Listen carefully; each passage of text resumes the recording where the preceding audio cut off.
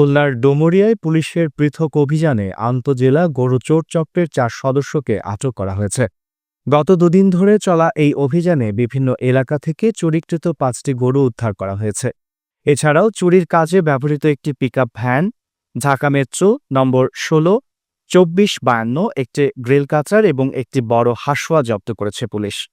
6 April Dumuria থানায় আয়োজিত এক প্রেস ব্রিফিংয়ে থানার officer in charge OC Mohammad Masudur Rahman এসব তথ্য জানান।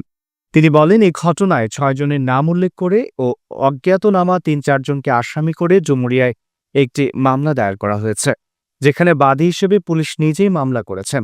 আটককৃতরা হল মোহাম্মদ জুয়েল হাওলাদার, পিতা ইসমাইল হাওলাদার, গ্রাম দশানী, বাগেরহাট সদর; সালমান শেখ, পিতা হাবিব শেখ, গ্রাম নৈহাটি; রূপসা রাসেল শেখ, পিতা ইবুল শেখ, গ্রাম কোদালিয়া মোল্লারহাট; এবং মোহাম্মদ ইকবাল হোসেন, পিতা সাহেব আলী, গ্রাম কাহালুপুর মোল্লারহাট।